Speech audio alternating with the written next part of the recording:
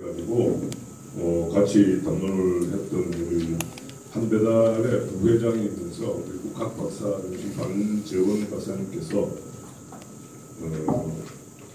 지금 당군을 신화라고 얘기하고 우리 당군 사화에서 당군 신화라고 국가에서 얘기합니다. 그런데 그냥 그 기록만 갖고 자꾸 따지니까 신화 얘기하는데 실제로 아버지가 있고 마누라 이름이 나오고 아들 이름이 나오면 신화일 수가 없잖아요.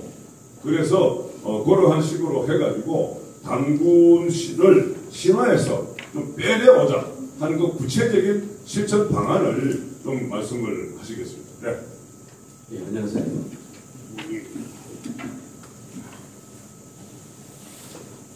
뭐 이제 아시는 분은 또 다 대부분 또 알고 계시겠지만 전체적으로 당군을 신화에서 빼내오는 작업이 어떤 작업들입니다.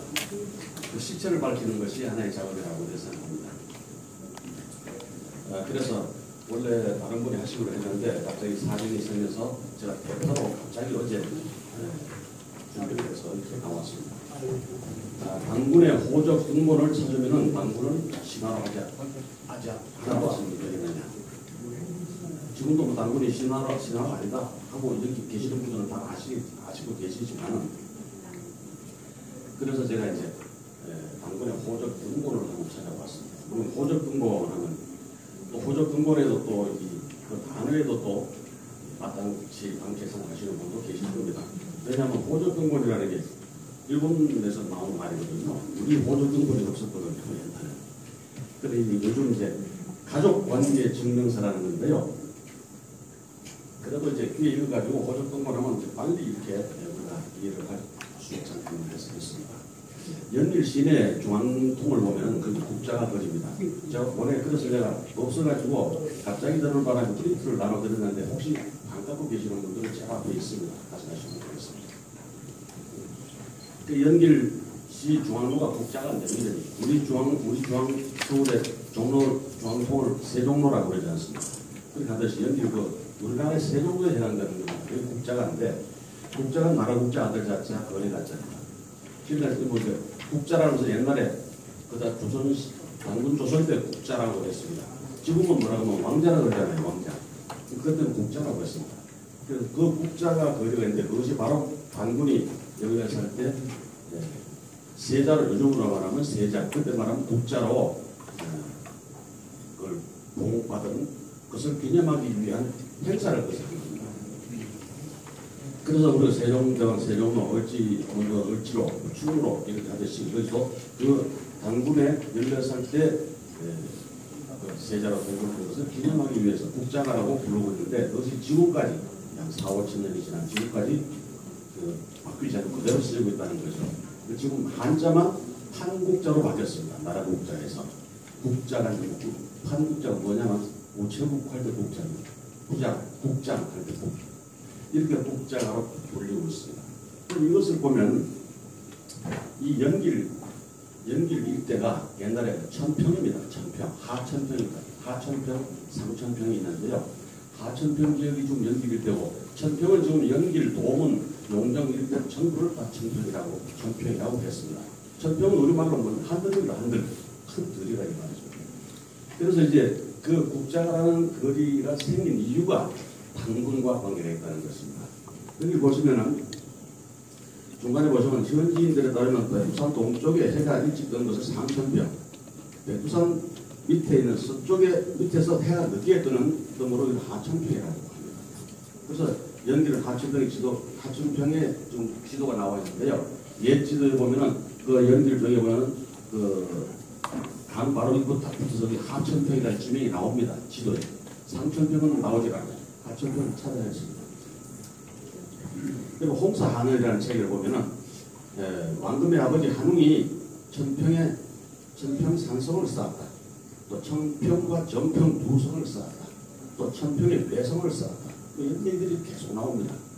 홍사하늘이라는 책은 이게 홍사하늘을 번역한 책인데요. 이게 300여 년 만에 처음으로 이게 발견이 된 겁니다.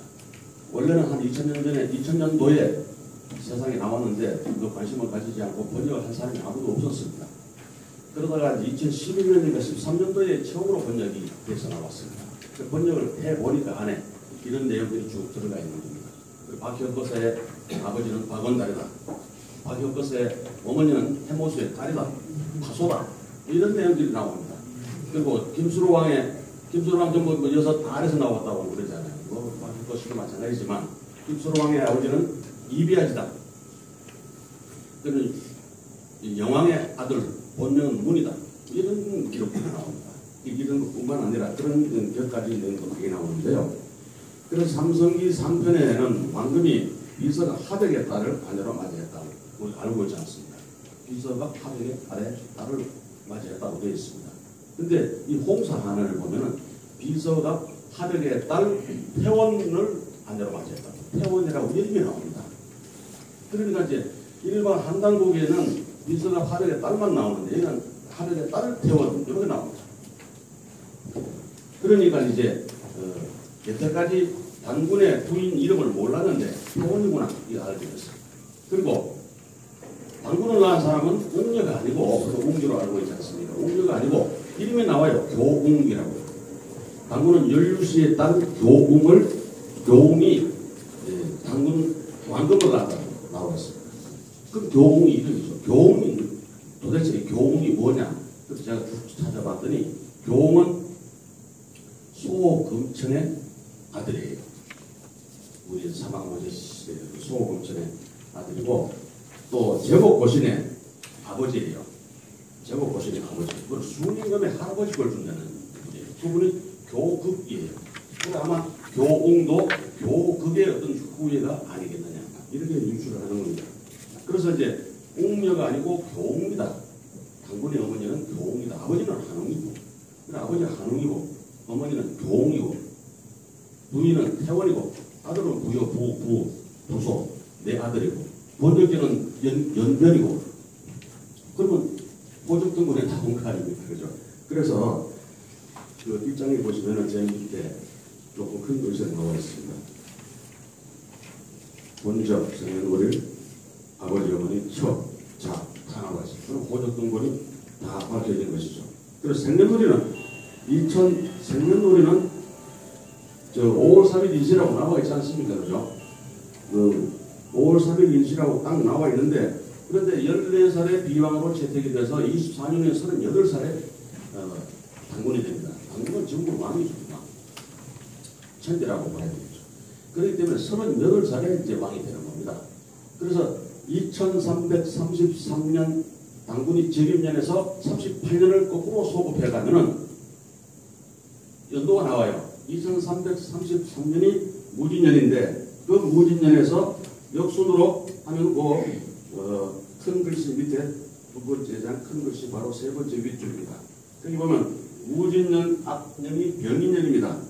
2334년이 될 거 아닙니까? 2330 정묘년입니다. 그 다음에 이제 2335년은 병년 거꾸로 올라가니까 서기 전이니까 이렇게 해서 38년을 쭉 올라가니까 어디가 나오냐면 신묘년이 나옵니다. 근데 한단공에 보면 신묘년에 당군을 아들을 낳았다고 되어 있거든요. 그러니까 이걸 거꾸로 갑자, 을축, 병인, 정묘, 무진 이런 내용을 거꾸로 뒤집어 올라가는 겁니다.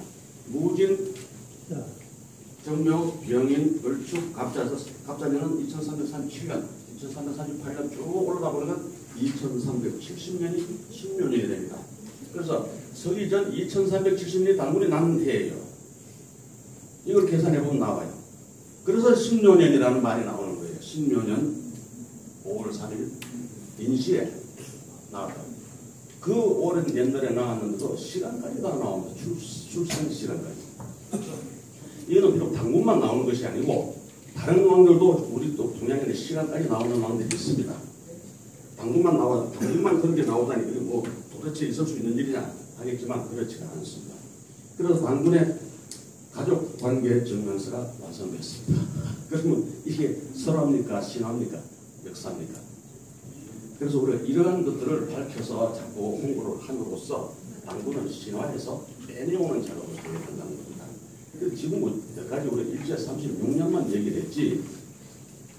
우리 한글도 그렇습니다. 한글 맞춤법이 일제 잔재입니다.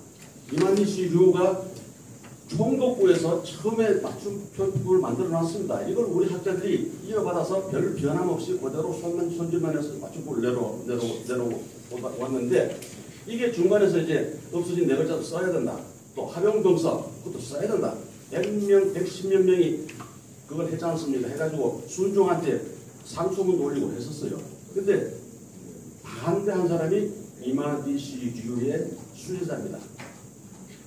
적극적으로 반대해서 그걸 못했습니다. 그 여태까지 그 후 70년 동안, 그때부터 70년 동안 여태까지 합용병사를 살려 쓰자 하고 공식적으로 제기한 사람이 아무도 없습니다.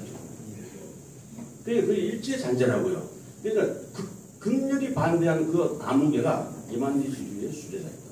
그거로서 이제 이 불씨가 꺼져버린 겁니다. 그래서 이걸 살려서야 된다는 거죠. 그래서 완성형이 아니고 조합형. 우리 글자가 어떤 글자 조성과 정도로 써도 이 타작의 이 자판이 쳐질 수 있도록 해야 우리 글이 살아가는 겁니다. 이런 건 일제의 잔재입니다. 이거 우리 그대로 쓰고 있잖아요. 이승만 장면 정권 때 뭘 썼습니까? 일본 법률을 그대로 가지고 국가를 경영했습니다. 그때까지. 5.16 나고부터 이제 이걸 바꾸기 시작했어요. 그러니까 일본은 우리한테 심장에 꽂아놓은 이 비수를 우리는 아직도 못 보고 있다는 얘기죠. 그리고 또 우리가 얼마나 노력을 기울였느냐. 이 일본의 이 역사를 바로는 데는 엉켜진 실타를 푸는 것처럼 복잡합니다. 그래서 이 우리 가슴에 꽂아놓고 간 이 비수를 뽑아야 되는데 아직도 뽑지 못하고 있는 상황이에요. 홍익 단군 역사도 마찬가지고 한글도 마찬가지고. 그래서 과연 우리에게 역사 방법이 있었는가? 이렇게 물어보는 것과 그렇게 제가 말씀을 결론을 내고 싶습니다. 감사합니다. 그리고 책이 혹시 필요하신 분은요, 저기 카운트에 몇 분 있습니다. 그겁니까? 예. 수고하셨습니다. 그래서 이 일상으로서 우리 당론회에서 같이 당론을 하고 대화를 했던 사람들의 그 발표가 이상으로서 모두 끝났습니다. 지금 모든 발표, 당론회 발표는 다 마치고요. 일단 오늘 발표했던 분들이 필요하면 잠시 앞에 나와가지고 여러분 질문을 좀 받을 수 있도록 하고, 나머지 시간은 지금부터 한 40분 정도 남아있는데 40분 동안에 각자가 하고 싶은 얘기라든가 혹은 질문하고 싶은 얘기라든가 이런 것을 하고, 특히 아까 제가 말씀드렸듯이